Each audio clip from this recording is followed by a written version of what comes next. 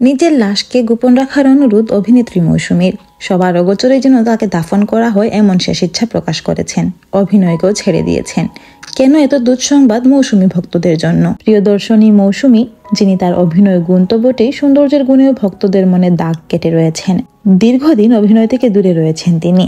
তার ভক্তরা অপেক্ষা করছেন কবে আবার অভিনয়ে ফিরবেন তাদের প্রিয় নায়িকা। কিন্তু মৌসুমী ভক্তদের জন্য দুঃসংবাদ। অভিনয়কে বিদায় জানাতে চাচ্ছেন এই সময়ের অসম্ভব জনপ্রিয় এই নায়িকা। খবরটি জানিয়েছেন তার স্বামী অভিনেতা ওমর সানি। প্রায় 2 বছর হয়ে গেছে যুক্তরাষ্ট্রের নিউ জার্সিতে অবস্থান করছেন মৌসুমী। সেখানে তিনি তার মায়ের কাছে থাকেন, সঙ্গে আছেন মেয়ে ফাইজা। ওমর সানি বলেন, মৌসুমী এখনই ফিরছেন না। মেয়ের পড়াশোনা ও শাশুড়ির অসুস্থতা মিলিয়ে ওর এখন পরিবারকেই সময় দেওয়া জরুরি। মৌসুমী নাকি এও বলেছেন যে তিনি ভুলে যেতে চান তিনি মৌসুমী ছিলেন। কিছুদিন আগেই অভিনেতা শাহরিয়ার নাজিম জয়ের মুখোমুখি হয়ে মৌসুমী তার জীবনের শেষ কিছু ইচ্ছে ও ভাবনার কথা জানিয়েছিলেন। তিনি বলেছিলেন, আমি যদি মারা যাই আমার সব ভুলের জন্য ক্ষমা চাই সবার কাছে।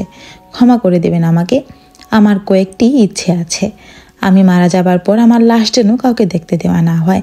অবশ্যই খুব গোপনে যেন কবর দেওয়া হয়, জানাজা হবে। কিন্তু আমি চাই না কেউ আর আমাকে দেখুক। আর মারা যাওয়ার আগে বড় হজ করার ইচ্ছে রয়েছে। আপনারা দোয়া করবেন আমার জন্য। মৌসুমীর অনুরোধ, মৃত্যুর পর তার ছবিগুলো যেন সবার মুঠোফোন থেকে মুছে দেওয়া হয়। এমনকি টিভি চ্যানেলেও যেন ধুমধাড়াক্কা কোনো ছবি দেখানো না হয়। শোবিজের ঝলমলে জীবন ছেড়ে অনেকেই আড়াল জীবন বেছে নেন। অপার বাংলার সুচিত্রা সেন থেকে টলিউডের শাবানা, এই তালিকায় অনেকেই আছেন। ভবিষ্যতে হয়তো তাদের নামের পাশে মৌসুমীর নামও লিপিবদ্ধ হবে।